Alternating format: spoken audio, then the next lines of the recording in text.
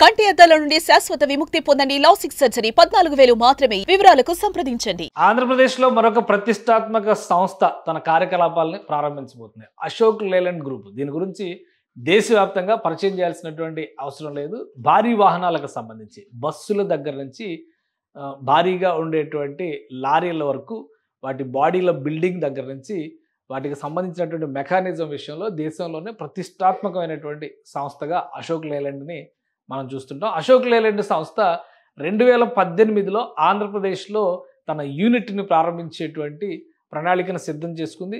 ఆ క్రమంలోనే అప్పటి సీఎం 2018లో చంద్రబాబు నాయుడు ల్యాండ్ అలాట్మెంట్ చేశారు.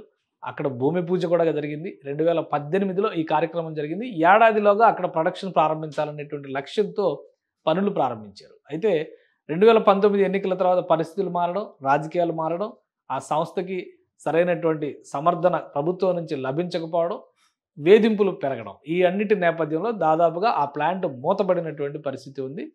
కూటమి ప్రభుత్వం వచ్చిన వెంటనే ఈ ప్లాంట్ని పునరుద్ధరించేటువంటి ప్రయత్నాలు ప్రారంభమయ్యాయి. ఈ క్రమంలోనే ఈ నెల 19వ తేదీన లాంఛనంగా ప్రారంభోత్సవాన్ని నిర్వహించబోతున్నారు అశోక్ లేలాండ్ సంస్థ వ్యవస్థాపకులు.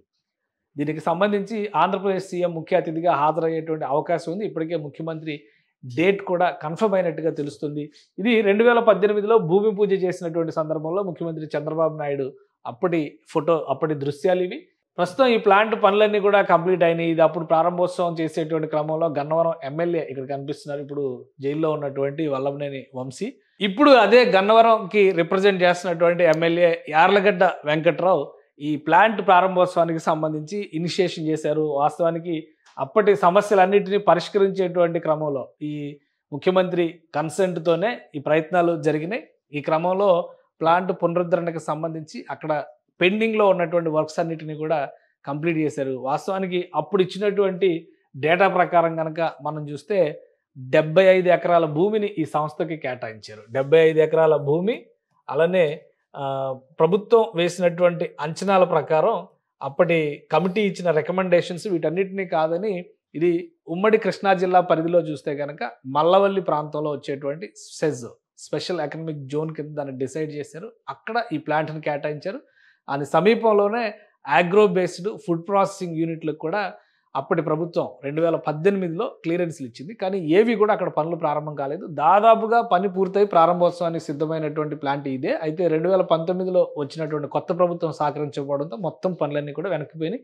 ఈ 75 ఎకరాల భూమిని కూడా 16.5 లక్షల రూపాయలకి ప్రభుత్వం కేటాయించింది. అప్పట్లో ఆ కేటాయింపుల ప్రక్రియ పైన రకరకాల అనుమానాలు వ్యక్తం చేస్తూ జగన్మోహన్ రెడ్డి ప్రభుత్వం ఈ భూమిని వెనక్కి తీసుకునేటువంటి ప్రయత్నం కూడా చేసింది. అప్పుడు ప్రభుత్వం ఇచ్చినటువంటి హామీ మేరకు 16.5 లక్షలకే 75 ఎకరాల భూమిని ఇవ్వడం, దానికి తగ్గట్టుగానే పనులు ప్రారంభించడం, ఏడాదిలోగా 2019 జనవరి ఫిబ్రవరి లాగా ప్రొడక్షన్ స్టార్ట్ చేయాలనేటువంటి లక్ష్యంతో ఇది పనిచేసింది. కానీ ప్రభుత్వం మారిన తర్వాత పరిస్థితులన్నీ కూడా తారుమారయ్యాయి. ఈ నేపథ్యంలో ఈ కూటమి ప్రభుత్వం అధికారంలోకి రాగానే మరోసారి ఈ సంస్థకు సంబంధించినటువంటి ప్రతినిధులతో యార్లగడ్డ వెంకట్రావు గన్నవరం ఎమ్మెల్యే సంప్రదింపులు జరిపారు. ప్రభుత్వం పూర్తి స్థాయిలో సహకరిస్తుందనేటువంటి ప్రోత్సాహం ఇచ్చిన తర్వాత ప్రస్తుతం అన్ని పనులు కూడా కంప్లీట్ చేసి ప్రారంభోత్సవానికి సిద్ధం చేస్తున్నారు. ముఖ్యమంత్రి చంద్రబాబు నాయుడు చేతుల మీదుగా ఈ నెల 19వ తేదీన ఈ ప్రొడక్షన్ యూనిట్ ప్రారంభమైంది. ఇది ఇన్సైడ్ ఇమేజెస్. ఇవి మొత్తం సంవత్సరానికి 4600 బస్సుల్ని తయారు చేసేటువంటి బాడీ బిల్డింగ్ కెపాసిటీతో ఉన్నటువంటి ప్లాంట్ ఇది. అంటే దాదాపు 5,000 మందికి ఇది ఉపాధి కల్పించేటువంటి అవకాశం ఉంటుంది. ఈ బస్సులకి సంబంధించి కూడా 4,600 బస్సులు, 5,000 మందికి ఉపాధి అనేది చాలా పెద్ద నంబర్గా కనిపిస్తుంది. అందుకనే ఇమీడియట్గా దీనికి సంబంధించినటువంటి పనులన్నింటినీ కంప్లీట్ చేసుకుని ప్రారంభోత్సవానికి సిద్ధం కావాలని ముఖ్యమంత్రి చంద్రబాబు నాయుడు కూడా సూచన చేసినట్టుగా తెలుస్తుంది. మొత్తం దాదాపుగా ప్లాంట్ పరిసర ప్రాంతాల్లో ఉన్నటువంటి ప్రదేశాలన్నీ కూడా పిచ్చి మొక్కలు పెరిగిపోయి అమరావతిలో ఎలా అయితే అడవిలా మారిపోయిందో ఇక్కడ కూడా దాదాపు అటువంటి పరిస్థితే ఉంది. గత 3-4 నెలలుగా శ్రమించి రహదారి వ్యవస్థని, అక్కడ ఉన్నటువంటి ఇతర అసౌకర్యకరమైనటువంటి అంశాలన్నింటినీ కూడా తొలగించి పూర్తి స్థాయిలో ప్లాంట్కి వెళ్ళేటువంటి మార్గాలను కూడా పునరుద్ధరించారు. ప్లాంట్లో సిబ్బందికి సంబంధించి, ఎందుకంటే గతంలోనే ప్లాంట్ను ప్రారంభించాలనేటువంటి ఆలోచనతో దాదాపు 1000 మందికి శిక్షణ కార్యక్రమాలను కూడా ఈ సంస్థ అక్కడ నిర్వహించింది.